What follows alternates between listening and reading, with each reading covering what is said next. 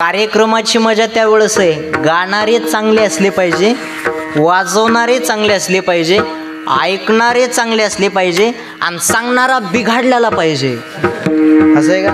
सगळे जर चांगले असतील तर कार्यक्रमाची मजा आहे, नाही तर काही उपयोग. काही काही गावाला गाणारे नसतात आणि वाजवणारे नसतात. एकदा खाली मी तिकडे कीर्तनाला गेलो बाबा, तिथं गाणारे नाही वाजवणारे नाही, टाळी घेऊन मागं दोघंच उभा. मी म्हणलं मी पुढं म्हणतो, तुम्ही मागून उचला. काय म्हणलं मी पुढं म्हणतो, तुम्ही मागून उचला. ते दोघं उठले मलाच उचलायला लागले. आता काय करायचे सांगा बरं. अहो एका जणानं स्वर लावला. बरं स्वर लावण्यासाठी त्यानं असं तोंड वाशिलं, 2 तास तोंड तसंच होतं. तेवढ्याच चिमणी तोंडात गेली ना अंडी देऊन बाहेर आली. बघा आता काय करायचे सांगा बरं. याच्याकरता गाणारे वाजवणारे सगळे चांगले असले पाहिजे. जर सगळे चांगले असले तर कार्यक्रमाची मजा आहे, नाही तर काही उपयोग. ऐकणारे सुद्धा चांगले असावे, बरोबर आहे का नाही. हसलं पाहिजे, बोललं पाहिजे, फ्रेश राहिलं पाहिजे, चांगले असावे. ऐकणारे सुद्धा असे फ्रेश असले पाहिजे, टवटवीत. आणि तुमच्याकडे जर बघितलं ना, अर्धा तास मला उशीर झालाय पण तरी बी अजून तुमचे चेहरे असे टवटवीत गुलाबाच्या फुलासारखे आहेत. असे सूर्यफुलावानी माना टाकून नाही दिल्या तुम्ही अजून. आणि सूर्यफुलावानी माना टाकून देणारे काही कामाचे नसते. उगा पुढं बसणार आणि पुढं बसून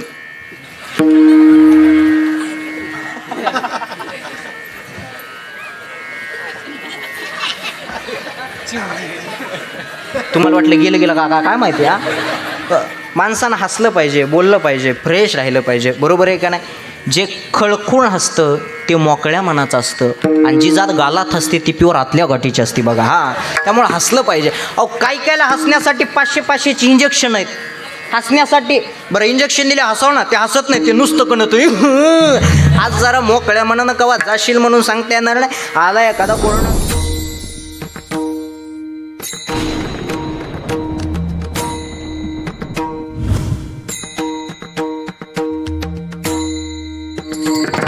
नावं झाली ना सगळ्यांची, कुणी राहिलंय का?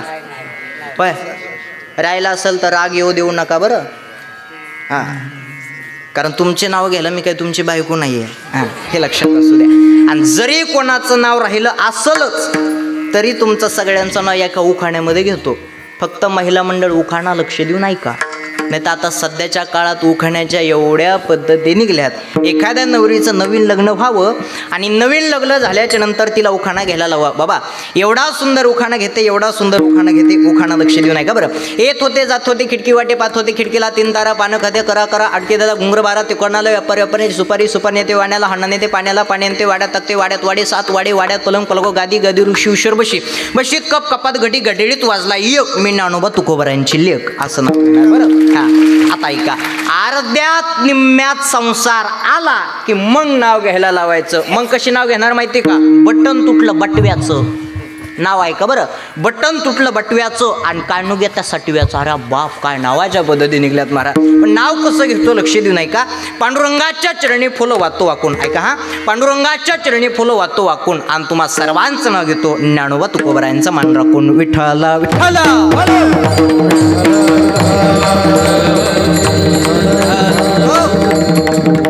सेवेकरता निवडलेला अभंग जगद्गुरु तुकोबारायांचा आहे.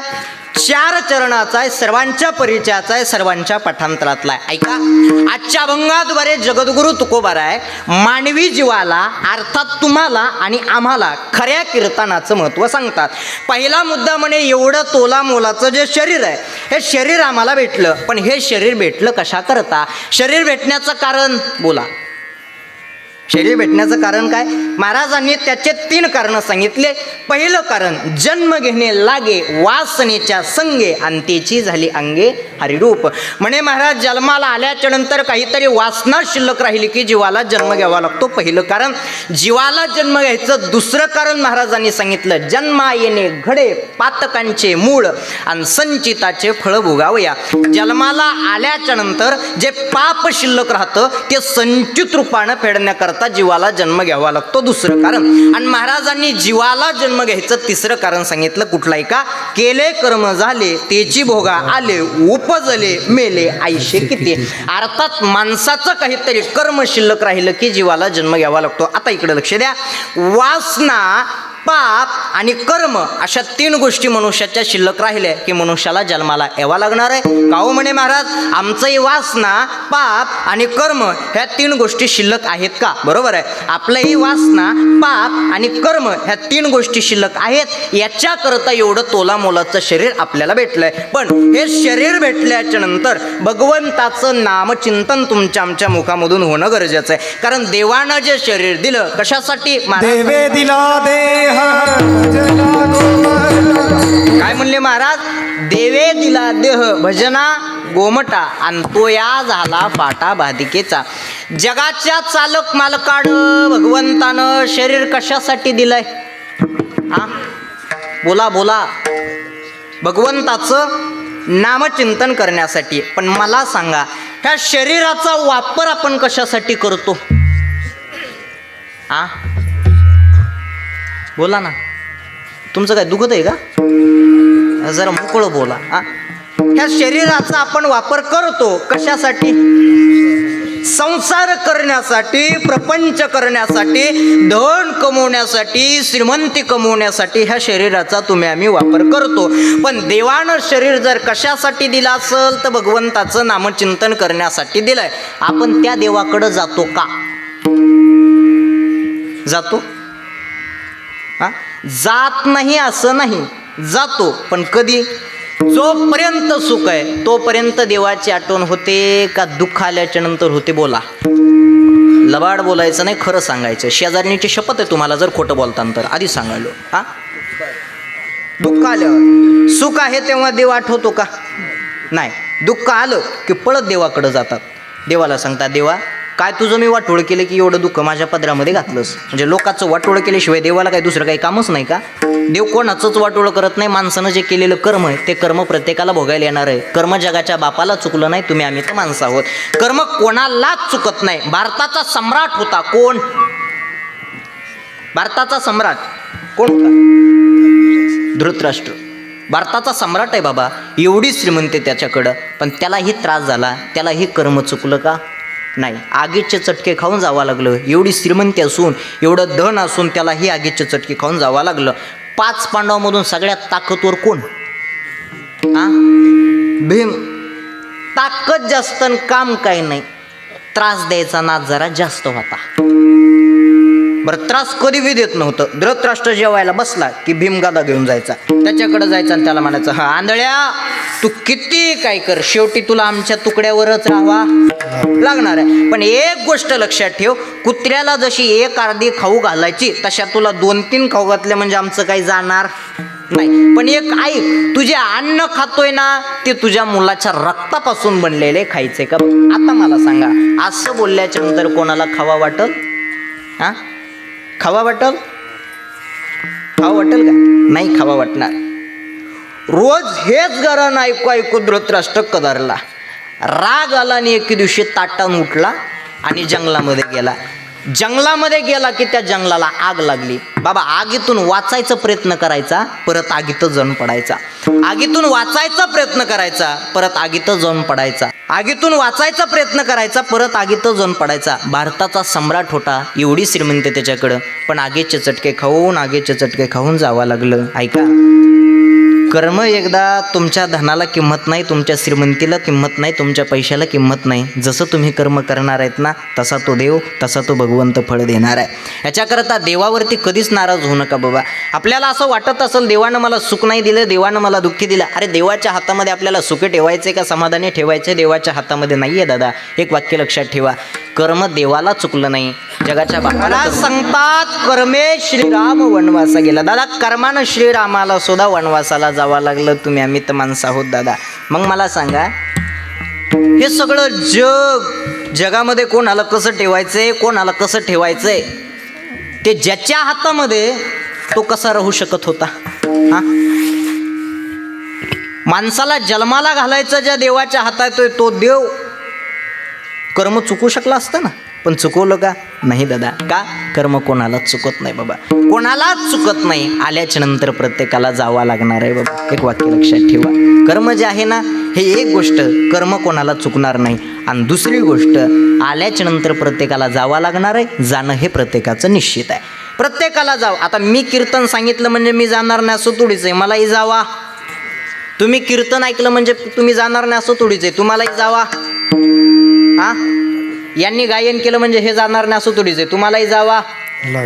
पखवाजे काय अमृत पिऊन आले का? होय, तुम्हाला बी जावा.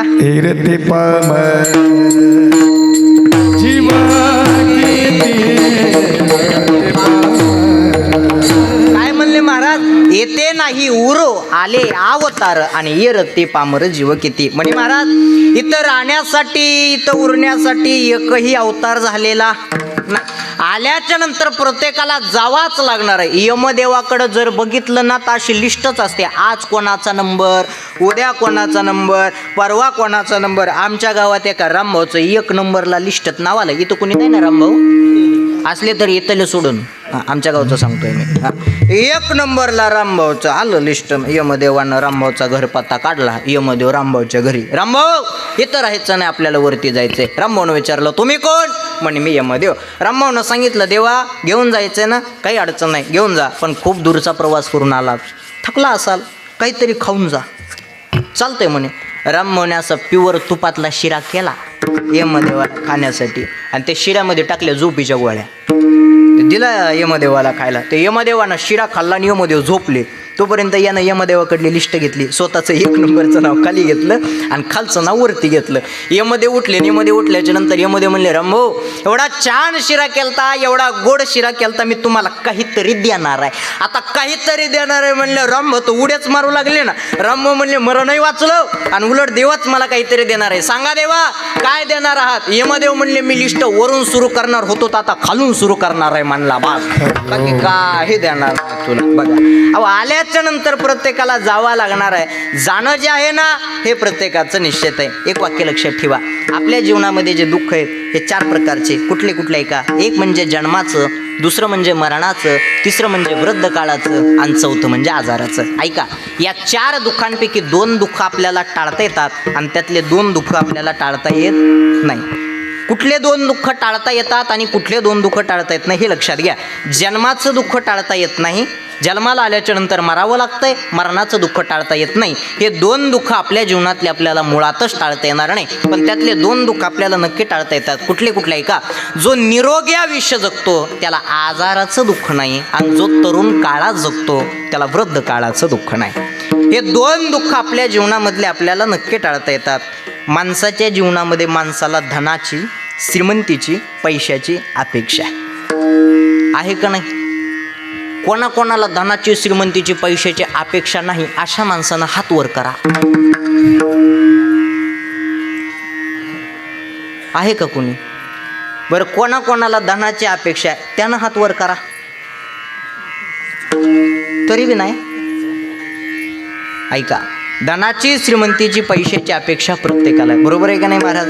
अपेक्षा मनुष्य महाराज जन्माला आल्यापासून मरेपर्यंत एवढा धन धन धन धन धन धन करत राहतो.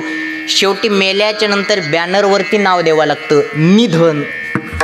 एवढं सारखं जन्माला आल्यापासून मरेपर्यंत मनुष्य फक्त धनाची अपेक्षा करतो. पण माणसाकडं थोडंसं ज्ञान आलं, धन आलं, कुठंतरी कोणाची तरी किंमत वाढली की माणसाला काय होतो? काय होतो? त्याला असं वाटतं माझ्या इतकं ज्ञान कोणाकडं नाही, माझ्या इतकं धन कोणाकडं नाही, माझ्या इतकी श्रीमंती कोणाकडं नाही. तसा लक्ष्मीला अहंकार झाला बाबा. देवाचा आणि लक्ष्मीचा दोघाचा संवाद सुरू झाला आणि त्या संवादामध्ये लक्ष्मी देवाला सांगत होती, देवा या जगात सगळ्यात श्रेष्ठ जर कोण असेल तर मी आहे का?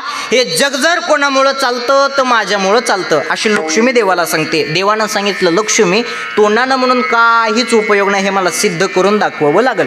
लक्ष्मी म्हणली वेळ आली की मी नक्की सिद्ध करून दाखवणार. गावामधनं प्रेत यात्रा जात होती आणि त्या प्रेत यात्रेमध्ये लक्ष्मीनं पैशाचा पाऊस पाडायला सुरुवात केली. आता इकडे लक्ष द्या बरं. ज्या प्रेत यात्रेमध्ये लक्ष्मीनं पैशाचा पाऊस पाडायला सुरुवात केली त्या प्रेत यात्रेमधल्या लोकांनी प्रेत खाली ठुलं आणि सगळेजण पैसे गोळा करत होते. काय केलं प्रेत यात्रेमधल्या लोकांनी? प्रेत खाली ठुलं आणि सगळेजण पैसे गोळा करत होते. जाऊ द्या, त्या प्रेत यात्रेचं जाऊ द्या. उदाहरणार्थ जर आपल्या कीर्तनातच पैशाचा पाऊस पाडलाच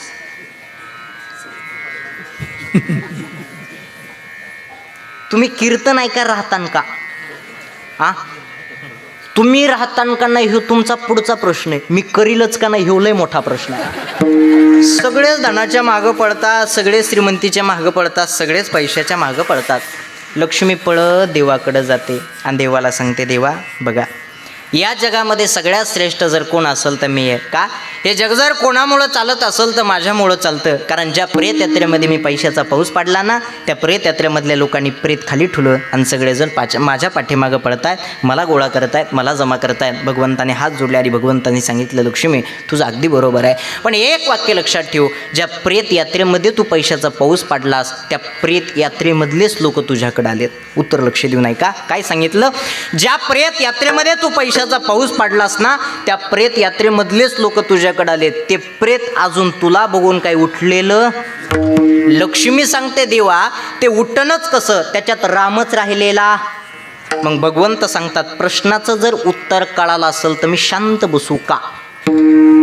भगवंताने लक्ष्मीने सांगितलं, देव असं कोड्यात मग बोलू नका. भगवंताने सांगितलं, ऐक लक्ष्मी, जोपर्यंत शरीरामध्ये मी आहे तोपर्यंत तुला किंमत आहे, आणि एकदा मी शरीरामधून निघून गेलो की तुला कवडीची सुद्धा किंमत नाही आहे. ऐका, आपल्या धनाला किंमत आहे, आपल्या श्रीमंतीला किंमत आहे, आपल्या पैशाला किंमत आहे, पण कशामुळं बाबा?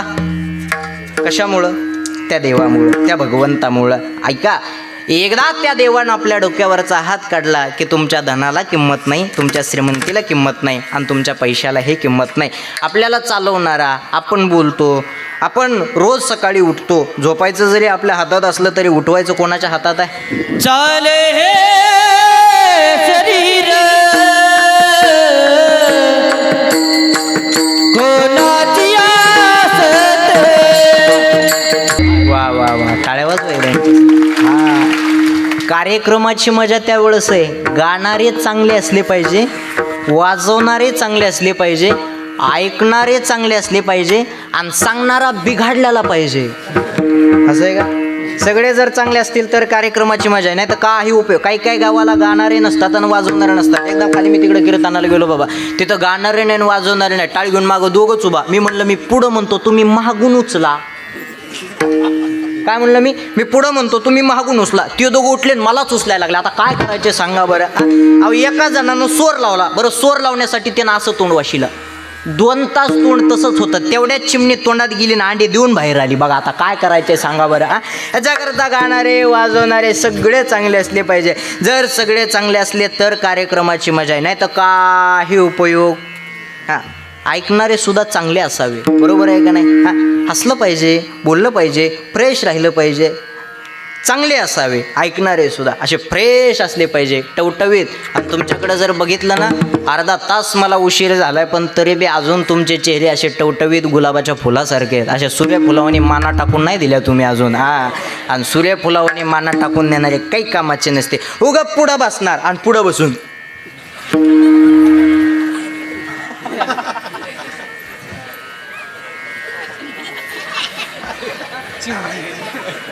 तुम्हाला वाटलं गेलं काका काय माहिती? माणसानं हसलं पाहिजे, बोललं पाहिजे, फ्रेश राहिलं पाहिजे, बरोबर आहे का नाही? जे खळखूळ हसतं ते मोकळ्या मनाचं असतं, आणि जी जात गालात हसते ती प्युअर आतल्या गाठीची असते बघा. त्यामुळे हसलं पाहिजे. अहो, काही कायला हसण्यासाठी 500-500ची इंजेक्शन आहेत हसण्यासाठी. बरं, इंजेक्शन दिले हसव ना, ते हसत नाही, ते नुसतं कणतोय. आज जरा मोकळ्या मनानं कवा जाशील म्हणून सांगता येणार नाही. आला एखादा कोरोनासारखा रोग, गेला निघून, काय सांगता येणार आहे महाराज? सांगा बरं. याच्याकरता माणसानं आयुष्याचा आनंद घेतला पाहिजे, ऐकलं पाहिजे. बरं, मग काही इथं जोपर्यंत आहे तोपर्यंत हो बरोबर आहे महाराज. महाराज जसं म्हणते तसं ऐकलं पाहिजे, असं झालं पाहिजे, तसं झालं पाहिजे. आणि एकदा कीर्तन झालं हो ग, धोतर झटकीत बाहेर जाणार, ज्ञानेश्वऱ्या माऊली, आणि बाहेर जाणार आणि म्हणणार मी सगळ्याच्या आधी आलो, चांगली चप्पल बघणार घेऊन जाणार बघा. असा धंदा असतो. काय करायचं महाराज, बरोबर आहे का नाही? जोपर्यंत कीर्तनात आहे तोपर्यंत म्हणणार चांगलं आहे, ऐकलं पाहिजे, चांगले बोलते, चांगलं सांगते. बाहेर गेलं की मग म्हणणार धंदा आहे त्यांचा बघा. काय का नाही? म्हणजे जोपर्यंत आहेत ना तोपर्यंत चांगला डोक्यामध्ये प्रकाश पडणार. आणि एकदा झालं की पुन्हा जशाला काही महाराज असे लोक असतात, काहीला जेवढं सांगितलं तेवढंच ऐकते, जेवढं सांगितलं तेवढं. काही जण सांगताना फक्त हो म्हणणार, आणि सांगणं झालं की पुन्हा जशाला. आणि काहीचं असं असतंय, जेवढं सांगितलं तेवढंच एका मुलीचं नवीन लग्न झालं आणि नवीन लग्न झाल्याच्या नंतर आईनं तिला जवळ बोलवलं आणि म्हणे इकडे, म्हणे काय, आता लग्न झाल्याच्या नंतर सासूबाई तुला जसं सांगणार आहे तसं तुला वागावं, सासूबाईचा जसा आदेश येईल तसं तुला वागावं. मी जुनं सांगतो हे लक्षात असू द्या, कारण आता सध्याच्या काळामध्ये सासूबाईचं तुम्ही ऐकत नाही हे मला पक्कं माहीत आहे बघा. हां, अगोदर होता सासरवास, आता आहे का? आता सासरवास नाही, आता सुनवास आहे, हे लक्षात ठेवा. हां, काय सांगितलं तिनं? हां, जसा सासूचा आदेश येईल तसं तुला वागावं लागणार आहे, तसं तुला राहावं लागणार आहे. बरोबर आहे का नाही? हां, फक्त सासू म्हणली का हे नाही करायचं, हे करायचं, असं झालं, असं नाही करायचं, असं झालं, तसं, तू फक्त एवढंच म्हणायचं, हो सासूबाई तुम्ही जसं म्हणतात तेच बरोबर आहे, तुम्ही म्हणतात तेच बरोबर आहे, अगदी बरोबर, तुम्ही जसं म्हणतात तेच बरोबर आहे, फक्त एवढं म्हणायचं म्हणली. चालतंय. आता हे शिकवलेलं बोलणं होतं, शिकवलेलं बोलणं. गेली सासरला गेलं की सासूबाईनं सांगितलं भाजी अशी नाही करायची, अशी करायची. तिनं सांगितलं सासूबाई हो तुम्ही जसं म्हणतात तेच बरोबर आहे, तुम्ही जसं म्हणतात ना तेच बरोबर आहे. हां, दुसरा दिवस उगवला, सांगितलं पोळ्या अशा नाही करायच्या, अशा करायच्या, जरा बारीक बारीक लाटायच्या. हो सासूबाई तुम्ही म्हणतात ना तेच बरोबर आहे, तुम्ही जसं म्हणतात ना तेच बरोबर आहे. 5-6 महिने झाले आणि 5-6 महिन्याच्या नंतर म्हातारी आजारी पडली आणि आजारी पडल्याच्या नंतर सून पाणी घेऊन चहा घेऊन तिच्याकडे गेली. सासूनं सांगितलं काय सांगा बाई, एवढं संसाराला कदरून गेले म्हणले, हे दुखण्यातून काही मी बरं होत नाही, मला असं वाटतंय आता विष घ्यावा आणि मरून जावा. सून काय म्हणली, हो सासूबाई तुम्ही जसं म्हणता तेच बरोबर आहे, अगदी बरोबर आहे. हेच बोलायचं होतं पण कुठं बोलायचं होतं? हां, म्हणजे हे शिकवलेलं बोलणं. महाराज एका जणानं चोरी केली आणि चोर पकडला, असा हाणला आणि कोर्टात नेला आणि त्यानं वकील लावला. कशासाठी वकील कशासाठी लावला? माझी केस सॉल्व करण्यासाठी त्यानं वकील लावला. मग वकिलानं त्याला शिकवलं होतं काय माहिती आहे का? हां, जजनी जे काही प्रश्न विचारले तू फक्त काय म्हणायचं नाही, काही विचारू दे तू काय म्हणायचं नाही. हे शिकवलेलं बोलणं होतं त्याला. कोर्टामध्ये त्याला उभा केलं. जज प्रश्न विचारत होता, काल रात्री तो चोरी केली का? ते म्हणला नाही. काल रात्री तू घर फोडलं का? ते म्हणला नाही. एवढे तो बाईचे तिथले पैसे नेलेस का? ते म्हणला नाही. जज म्हणला तू जे बोलतो ते खरं आहे का? ते म्हणला नाही. बघा हे शिकवलेलं बोलणं. बरोबर आहे का नाही? म्हणजे जितकं सांगितलंय तितकंच बरोबर आहे का नाही? आणि काही जेवढं सांगितलंय तेवढंच ऐकणार आणि पुन्हा जशाला. बरोबर आहे का नाही महाराज? पण एक वाक्य लक्षात ठेवा, हे काही कामाचं नाही महाराज. संसार करत असताना, प्रपंच करत असताना भगवंताच्या नामचिंतनामध्ये आम्ही एवढं तल्लीन नाही, तेवढे संसारामध्ये प्रपंचामध्ये आपण सर्वजण गुंतलेलो. बरोबर आहे का नाही?